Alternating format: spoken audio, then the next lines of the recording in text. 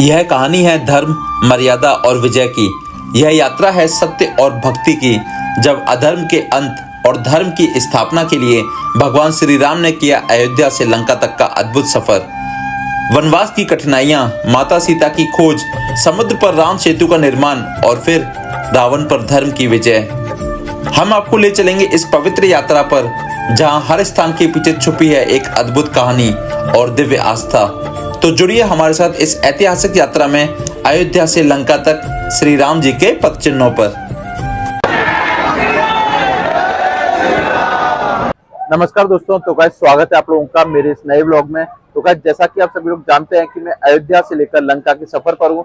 इसकी शुरुआत मैंने की थी अयोध्या से। मैं अयोध्या से प्रयागराज गया था, फिर चित्रकूट आया। और गाइस आज के इस व्लॉग से पहले भी मैं चित्रकूट के 2 व्लॉग अपने चैनल पर अपलोड कर चुका हूँ। अगर आप लोगों ने वो व्लॉग अभी तक नहीं देखे हैं तो आप लोग जाकर देख सकते हैं, जिसमें आपको प्रभु श्री राम से जुड़ी काफी सारी जगह के दर्शन करने को मिलेंगे।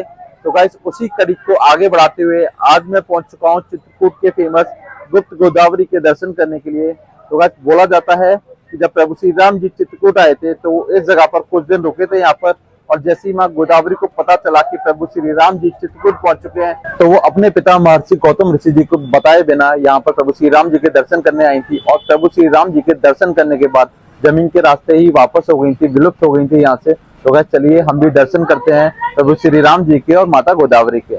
गुप्त गोदावरी मध्य प्रदेश के सतना जिले में स्थित एक रहस्यमयी और पवित्र गुफा स्थल है, जो चित्रकूट से लगभग 18 किलोमीटर की दूरी पर स्थित है।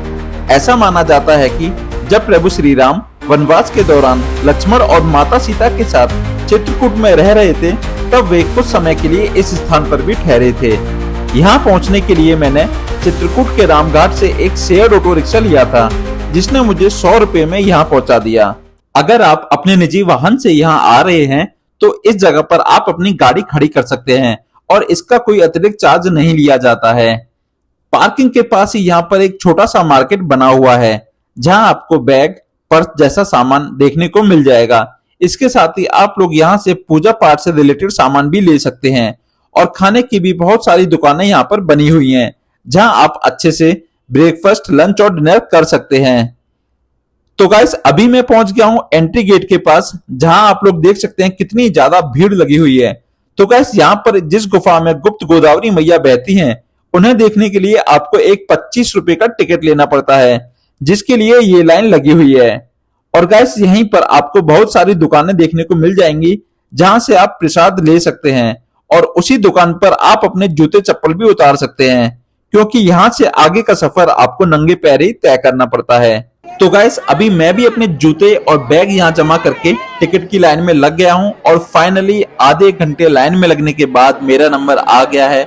और गाइस आप लोग यहाँ पर देख सकते हैं कि यहाँ टिकट लेने के लिए कितनी मारामारी हो रखी है। काफी जद्दोजहद के बाद मुझे अपना टिकट मिल गया है, और अब मैं यहाँ से आगे बढ़ रहा हूँ गुप्त गोदावरी के दर्शन करने के लिए।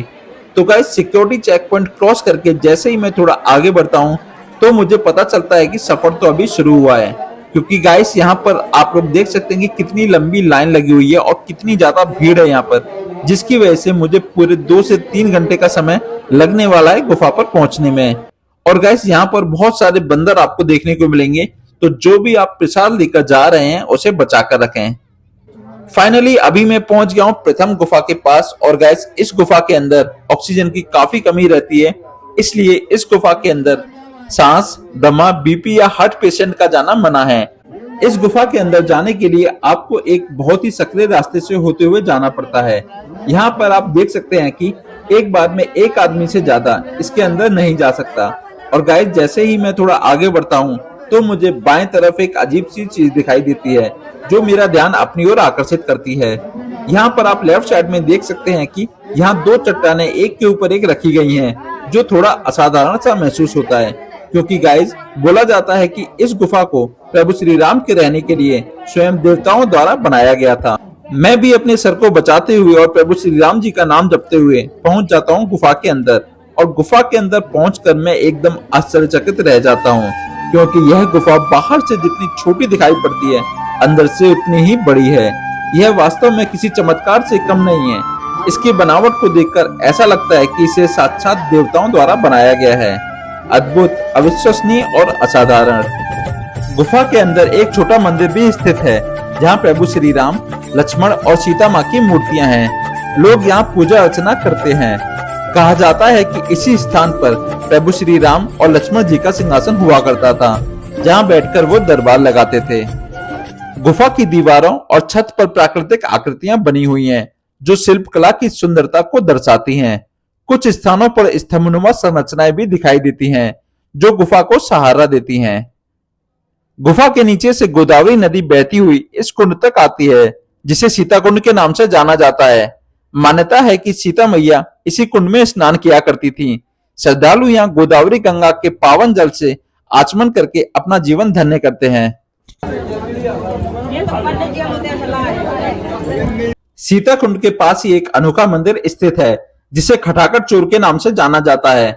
कहा जाता है कि एक बार जब सीता मैया सीता कुंड में स्नान कर रही थी, तब एक मैंक नाम का राक्षस सीता माँ के दिव्य वस्त्र चुराकर ले जाता है। यह वस्त्र माता अनुसुईया ने सीता माता को उपहार के रूप में दिए थे। जैसे ही लक्ष्मण जी को इसके बारे में पता चलता है, तो वो उस राक्षस के ऊपर एक ऐसा बाण चलाते हैं, जिससे वो राक्षस पत्थर का बन जाता है। बाद में राक्षस को अपनी गलती का एहसास होता है और वो प्रभु श्री राम से अपनी गलती की क्षमा मांगता है और अपने उद्धार की कामना करता है। भगवान राम उसकी प्रार्थना से द्रवित होकर उसे आशीर्वाद देते हैं कि कलयुग में भक्तों के पाप नष्ट करने वाले देवता के रूप में तुम्हारी पूजा की जाएगी। मैंक राक्षस पत्थर के रूप में आज भी इस गुफा में मौजूद है और कुछ इस तरह से फंसा हुआ है कि जिसे हिलाया डुलाया जा सकता है, इसलिए इसे खटाखट चोर भी कहा जाता है। तो गाइस, खटाखट चोर के दर्शन करने के बाद अभी मैं पहुंच गया हूं उस स्थान पर जहां से गोदावरी गंगा का उद्गम होता है और इस कुंड को धनुष कुंड के नाम से भी जाना जाता है।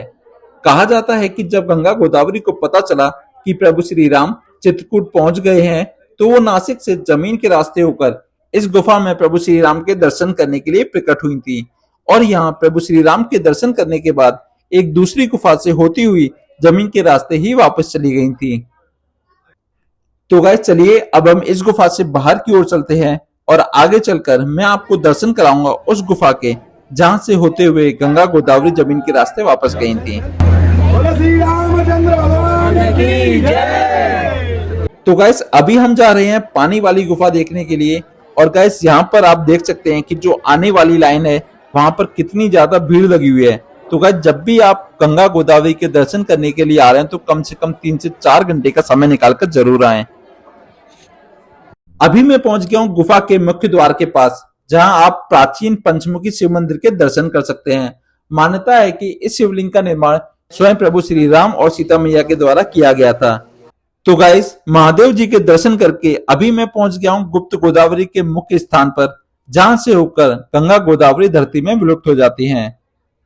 यहाँ पर आप लोग देख सकते हैं कि कितना ज्यादा पानी भरा हुआ है। दरअसल यह गंगा गोदावरी का जल है जो पूरी गुफा में भरा हुआ है। जैसे जैसे आप गुफा के अंदर बढ़ते हैं, वैसे वैसे गंगा का जल स्तर भी बढ़ता जाता है। यहाँ की गुफा का आकार और बनावट प्रकृति की कारीगरी का एक अद्भुत नमूना प्रतीत होता है। गुफा के प्राकृतिक निर्माण और जटिल नक्काशी मिलकर एक अद्भुत दृश्य बनाते हैं, जो पर्यटकों को आकर्षित करते हैं। गुप्त गोदावरी गुफाएं धार्मिक और सांस्कृतिक रूप से महत्वपूर्ण हैं और यहाँ हर साल बड़ी संख्या में श्रद्धालु आते हैं। गर्मियों में गुफा में ज्यादा भीड़ होने से गुफा के अंदर ह्यूमिडिटी बढ़ जाती है और जैसे जैसे आप गुफा के अंदर की तरफ बढ़ेंगे, आपको ऑक्सीजन की कमी महसूस होने लगती है। इसी वजह से इस गुफा के अंदर दिल और दमा के मरीजों का प्रवेश वर्जित है। इस गुफा के अंदर साल भर इसी तरह पानी भरा रहता है और बरसात के समय में इसका लेवल और ज्यादा बढ़ जाता है। जिस तरह गंगा गोदावरी प्रभु श्री राम के दर्शन करने नासिक से यहाँ आई थी, उसी प्रकार भारत के कोने कोने से श्रद्धालु इस पवित्र जगह के दर्शन करने के लिए आते हैं और प्रभु श्री राम का नाम जप करके अपने प्रभु की आराधना करते हैं। जय श्री राम, हर हर महादेव।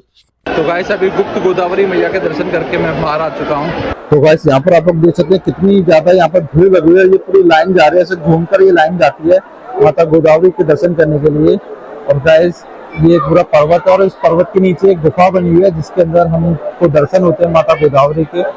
तो गाइस, अगर आप लोग भी गुप्त गोदावरी के दर्शन करने के लिए आ रहे हैं, तो कम से कम 4 से 5 घंटे का समय निकाल के आइए, क्योंकि गाइस यहाँ पर काफी ज्यादा भीड़ रहती है और आपको 3 से 4 घंटे यहाँ पर लगेंगे। दर्शन करने के लिए, क्योंकि गाइस यहाँ पर दो गुफाएं, एक गुफा में आपको दर्शन होंगे प्रभु श्री राम जी, जानकी मैया, लक्ष्मण जी के, और दूसरी गुफा में आपको दर्शन होंगे गुप्त गोदावरी जी के।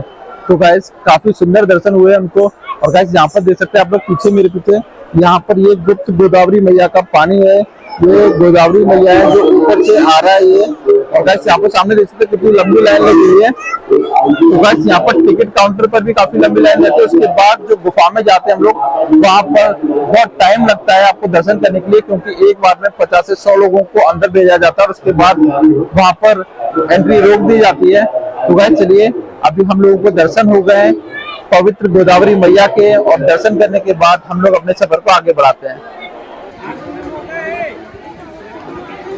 तो गाइस अगर आप लोग चित्रकूट आ रहे हैं तो अपने साथ कैश जरूर रखिएगा, क्योंकि यहाँ पर पेटीएम काफी कम चलता है, और जितने भी यहाँ पर छोटी छोटी दुकान वाले हैं, ऑटो रिक्शे वाले हैं या चाय वाले हैं, वो लोग सिर्फ कैश में ही पेमेंट लेते हैं, पेटीएम यूज नहीं करते हैं। तो गाइस इस बात को ध्यान रखिएगा, अपने साथ एक पर्याप्त मात्रा में कैश जरूर लेकर आए। तो गाइस यहाँ पर ये जो तेल मिलता है ना, ये प्याज का तेल मिलता है, और ये काफी फेमस तेल है पूरे चित्रकूट में। पूरे चित्रकूट में आपको ये वाला तेल बहुत ज्यादा देखने को मिलेगा। तो गाइस गुप्त गोदावरी मैया के पावन दर्शन के साथ ही हमारे आज का ब्लॉग यहाँ पर समाप्त होता है, और ये हमारी चित्रकूट वाली सीरीज का भी आखिरी ब्लॉग था। अगले ब्लॉग में हम आपको लेकर चलेंगे प्रभु श्री राम जी से जुड़ी कुछ और खास जगहों पर। जब तक के लिए अपना ध्यान रखिए और प्रभु श्री राम का नाम जपते रहिए। जय जय श्री राम।